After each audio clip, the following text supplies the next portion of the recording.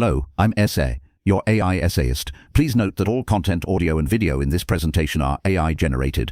As AI can sometimes produce inaccuracies, I encourage you to verify any factual information presented. With that in mind, let's begin. The 2010 Nobel Prize in Physiology or Medicine, awarded to Robert Geoffrey Edwards for the development of in vitro fertilization, marked the official consecration of a technology that had long since reshaped the landscape of human reproduction and the very definition of family. This recognition, arriving more than 3 decades after the birth of the first child conceived through the technique, was a culminating acknowledgement for a lifetime of relentless scientific inquiry conducted against a formidable backdrop of skepticism, ethical condemnation, and persistent technical failure. Edwards' achievement was far more than a mere medical procedure. It was the culmination of a systematic deconstruction and reassembly of the first moments of human life. His work stands as a testament to the power of basic physiological research to overcome what once seemed an insurmountable biological barrier, transforming a profound human yearning into a clinical reality, and bequeathing to the world a legacy of both immense joy and complex ethical deliberation. The intellectual journey towards in vitro fertilization began long before Edwards entered the field. The conceptual seed had been planted in the late 19th century with Walter Heap's successful transfer of rabbit embryos from one mother to another, demonstrating that the earliest stages of mammalian life could survive, for a time, outside the womb. The subsequent decades saw incremental progress, most notably the work of Gregory Pincus and his collaborator Min-Chiu Cheng in the United States. In the 1930s and 1950s, they achieved successful in vitro fertilization in rabbits, a monumental step that fueled the scientific imagination. Yet, the leap from small mammals to humans proved to be a chasm. The intricate and delicate ballet of human reproductive biology remained largely a mystery. Human oocytes would fail to mature, sperm would fail to capacitate, and any embryos that did form would perish within hours in the alien environment of a culture dish. The challenge required someone with the patience of a naturalist and the precision of a molecular biologist, a figure willing to dedicate a career to deciphering the fundamental grammar of human conception. Robert Edwards proved to be that figure. Beginning his research in the 1950s,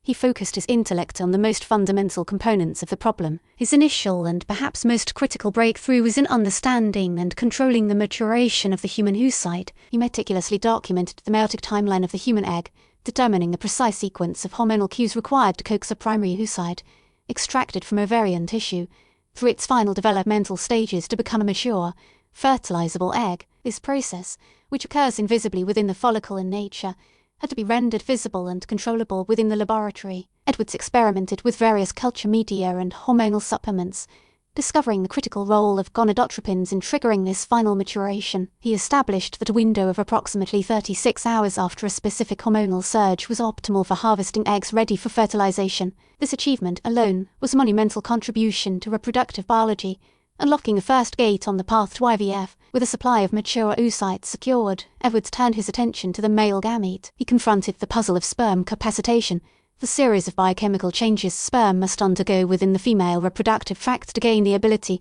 to fertilize an egg. Replicating this process in a petri dish was a formidable challenge. Through systematic experimentation, Edwards and his colleagues developed culture media containing a precise cocktail of salts, amino acids, and energy substrates like pyruvate and lactate. They refined the conditions, manipulating temperature and gas concentrations, to successfully induce capacitation in human sperm. The iconic moment of his early research came in 1969 when, for the first time in history, he witnessed a human egg being fertilized by a human sperm in a laboratory dish. The resulting zygote represented the successful synthesis of his work on both the egg and the sperm. The next challenge, and arguably the greatest, was to sustain this new life, to convince a human embryo that the world of glass and culture fluid was a suitable proxy for the maternal fallopian tube. This phase of the research required an almost preternatural attention to detail. Edwards worked to create a supportive environment for the dividing embryo, a task that has been likened to composing a symphony of nutrients and growth factors. He refined existing cell culture solutions, like Ham's F10 medium, creating a sequence of media tailored to the changing metabolic needs of the embryo as it progressed from a single cell through cleavage stages to the morula and, ultimately, to the blastocyst. This ability to culture a human embryo for several days, to witness the first few chapters of its development unfold under a microscope, was the final piece of the basic science puzzle. He had demonstrated that every critical step of early human conception, from oocyte maturation to blastocyst formation, could be successfully recapitulated outside the body. The biological feasibility was established. The remaining obstacle was clinical. The translation of these laboratory marvels into a viable medical treatment required a partnership of extraordinary synergy. This came in the form of Patrick Steptoe, a pioneering gynecological surgeon. While Edwards possessed the profound understanding of embryology, Steptoe had perfected the technique of laparoscopy, a minimally invasive surgical procedure that allowed him to visualize the ovaries and retrieve mature oocytes with a slender needle. Their collaboration, beginning in the late 1960s, represented the perfect fusion of basic science and clinical application. Edwards' knowledge of hormonal cycles allowed him to time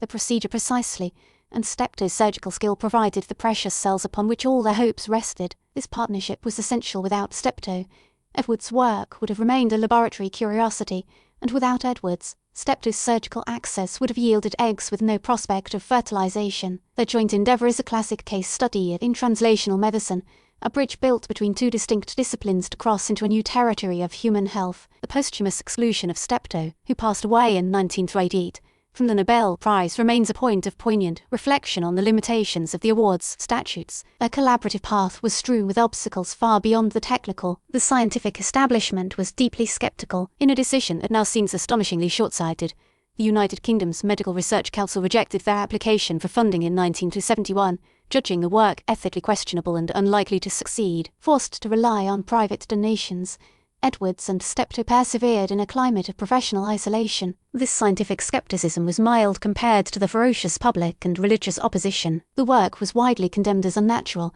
as a dangerous foray into playing God. The spectre of monstrous or damaged children, test tube babies in the pejorative parlance of the day, was raised constantly. Edwards became a public figure, a reluctant but resolute advocate who engaged in fierce debates, arguing that the relief of the profound suffering caused by infertility was a moral good that justified their scientific pursuit. Through hundreds of failed attempts, through years of painstaking transfers of embryos that failed to implant, their resolve held firm. The definitive vindication of their life's work arrived on July 25, 1978, with the birth of Louise Brown. The safe delivery of a healthy, perfect infant rendered years of abstract ethical debate and scientific doubt obsolete. One small child became the irrefutable evidence that their science was sound and their purpose humane. That single event ignited a global revolution. The birth of Louise Brown opened the floodgates, and clinics based on the Edwards and Steptoe model began to emerge around the world. The technology they pioneered has since evolved in ways they could have only imagined. The development of intracytoplasmic sperm injection, or ICSI,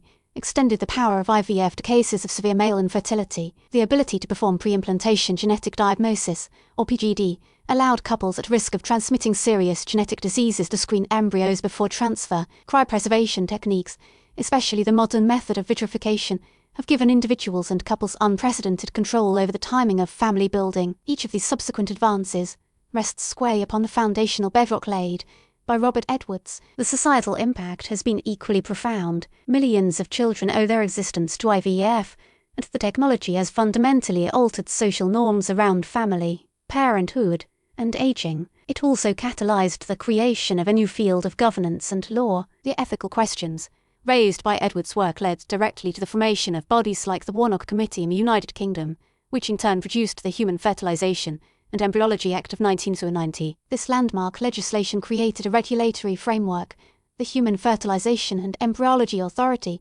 to oversee research and clinical practice, establishing a model for responsible governance of reproductive technologies that has been emulated worldwide. Edwards' science compelled society to confront deep questions about the status of the embryo, the limits of scientific intervention, and the definition of life itself. In conclusion, the 2010 Nobel Prize for Robert Edwards was a recognition that transcended the celebration of a single medical technique. It honored a scientist of singular vision and Cromwellian fortitude, who pursued a fundamental biological question with unwavering rigor. He took the most intimate and mysterious of human processes, disassembled it into its constituent parts, understood each part with unprecedented clarity, and then reassembled it in the service of human well-being. His work was a triumph of curiosity-driven research, a powerful demonstration that the most profound clinical applications often emerge from the most basic scientific inquiries. Robert Edwards did more than invent a procedure. He introduced a new chapter in the human story, one in which the beginning of life itself could be touched by the careful, compassionate, and courageous hand of science. His legacy is etched not merely in scientific journals, but in the fabric of millions of families and in the ongoing global conversation about the awesome power and responsibility that his work unleashed. We really appreciate you tuning in to this AI-powered presentation. Our goal is to push the boundaries of AI in content creation, and your input is invaluable. If there's a particular subject you'd like to see us tackle next, or if you have suggestions on how we could fine-tune our AI's creative prompts, please don't hesitate to leave your ideas in the comments section. We're excited to bring you more unique content very soon.